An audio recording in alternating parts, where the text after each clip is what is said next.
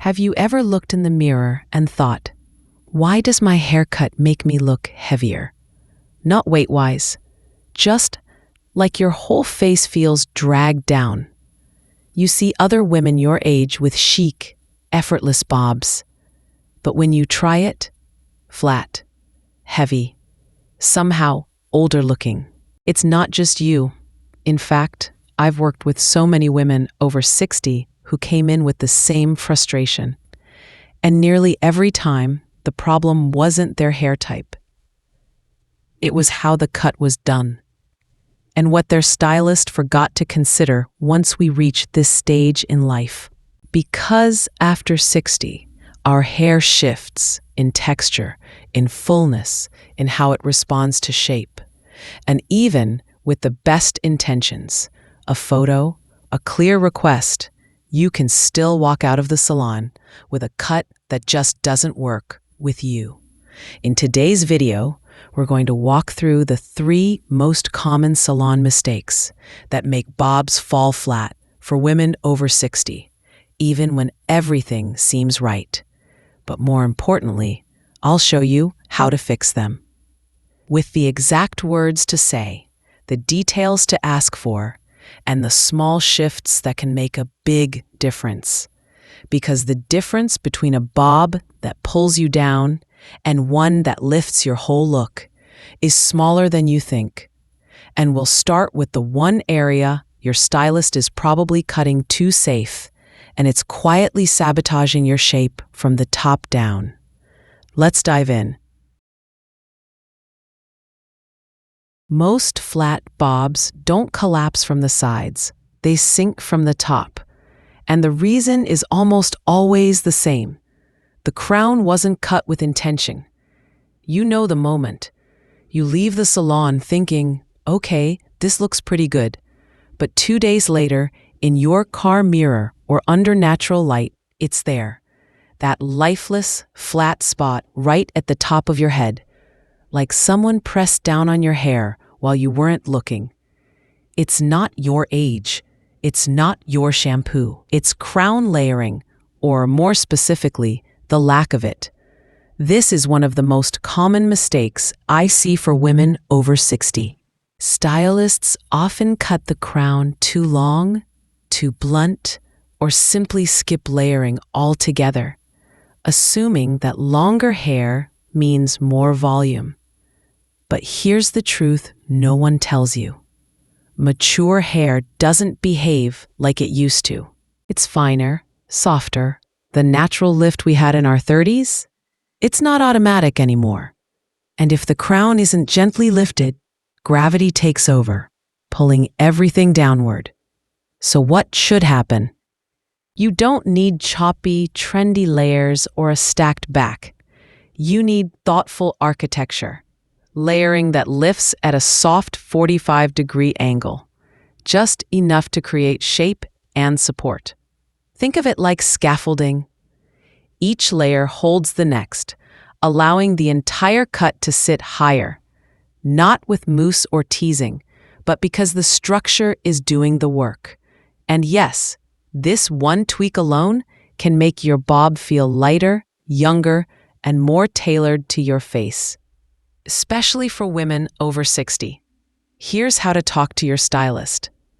Instead of saying I'd like some layers, try I'd love subtle crown layering at about 45 degrees, something clean and supportive, not stacked or choppy.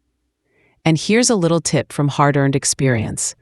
Avoid saying the word volume. It usually leads to round brushes, root sprays, and a look that depends too much on styling. What you want isn't styling, it's design. Because when the cut is built right, you don't have to fight with your hair every morning. It just works. And if your crown is already falling flat, you might be surprised what happens when we fix the next problem. Because the line of your cut, the angle itself, might be aging you even more than you realize. I've seen women leave the salon with a blunt bob, look in the mirror, and feel like something in them just disappeared. The cut looked sleek. The line was clean. But somehow, the entire style felt heavier, like it was pulling their face down instead of lifting it up. And here's the sneaky part. They didn't do anything wrong. They brought in a picture. They used the right words. And yet, their bob went flat, fast. Why? Because of the angle. Most stylists cut in straight horizontal lines, especially with bobs. It feels polished, classic, symmetrical. But for women over 60, particularly those with finer or aging hair, those blunt angles become anchors, and not the good kind. Instead of giving shape, they create weight. And weight, especially near the ends, doesn't create lift. It drags everything down. This is where mature hair behaves differently. With less elasticity and natural bounce, heavy lines make the strands collapse inward.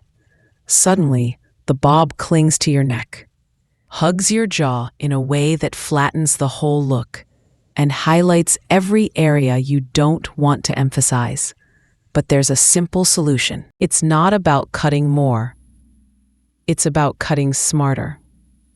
Ask for point cutting, a technique that creates tiny vertical openings in the ends, allowing the hair to move freely. Or ask your stylist to adjust the angle slightly so it follows your head's natural fall, lifting instead of compressing. These are quiet changes, but they bring hair to life. Your bob starts to move. It has air, swing, softness. It frames your face instead of flattening it. And remember this. Lift isn't just a styling trick. It's a visual cue.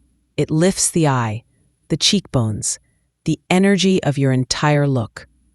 So if your current cut feels sharp but not flattering, ask your stylist. Can we soften the line? Maybe use point cutting or a lighter angle to let it move more freely?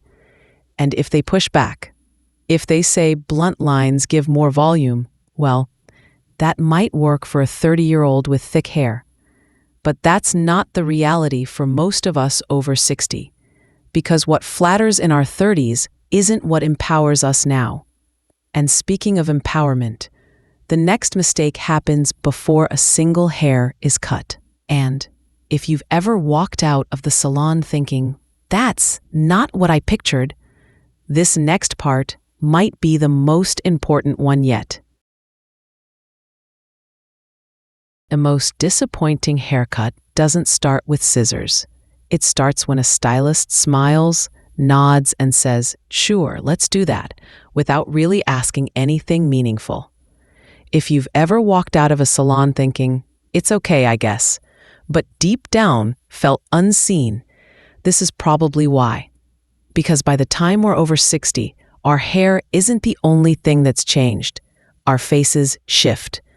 Our routines evolve. Our priorities simplify. But too often, consultations are still based on who we were, not who we are now. A quick glance at a photo, a vague question like, "So, what are we doing today?" And 5 minutes later, the stylist is already snipping away, based on an idea that doesn't reflect your lifestyle, your hands, your schedule, or your natural texture anymore. It's no wonder the cut doesn't feel right. It wasn't built for you. Now, a real consultation? That's a conversation. One where your stylist asks, "How often do you style? Do you use heat tools? What do you want your hair to do on day 3, not just day 1? What's feeling off about your current cut?" Because the truth is, many of us don't want dramatic. We want ease. We want a style that doesn't require acrobatics just to feel put together. And we want a haircut that acknowledges the version of ourselves we've grown into, not one we've outgrown. So how do you shift the consultation? First, show up prepared, not with just a photo, but with words. Be specific about what hasn't been working. Point to where the cut feels heavy, where it loses shape too fast, or how often you realistically want to style it. Second, Ask real questions. What kind of shape works best with finer hair like mine? How would this cut grow out between trims? Good stylists won't be annoyed. They'll be relieved that you know what matters. And lastly, trust your gut. If you feel rushed, dismissed, or gently ignored, pause. Because that moment is the one that sets the tone for everything that follows. You deserve to be seen fully. Not just as a head of hair, but as a woman in a new season of life. And when you are, the cut doesn't just fit your face, it fits your life. And that's when everything about the experience, the shape, the ease, the confidence, finally clicks. And if you've ever had that moment where a simple trim felt like getting yourself back again, then what I'm about to share next will help you keep it that way.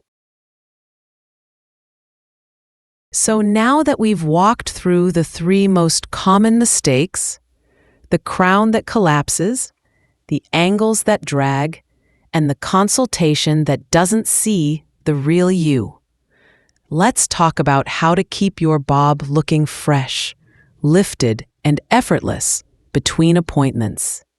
First, products. If your bob falls flat by day 2, a light root lifting spray or volumizing mousse can help. But go easy. Focus on the crown and mid-lengths.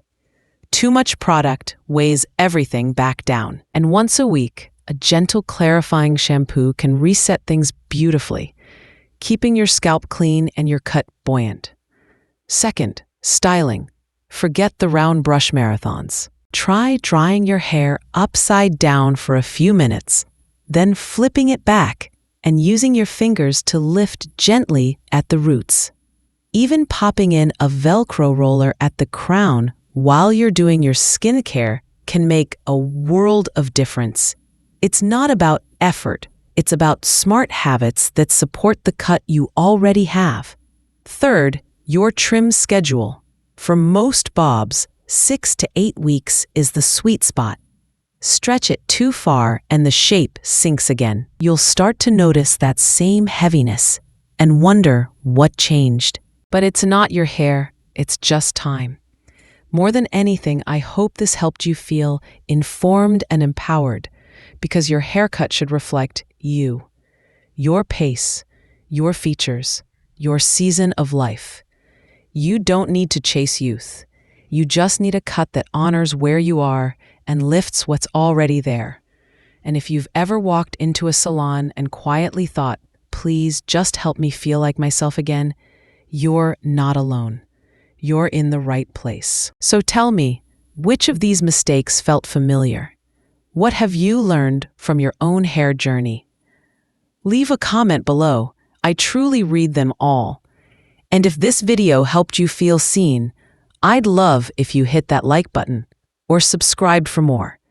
Next week, I'm sharing the most flattering bob shapes for women over 60 with soft jawlines, especially if you're looking for lift without going short. Because beauty after 60 isn't about trying harder. It's about knowing better and choosing what works for you. You've got this, and your hair does too.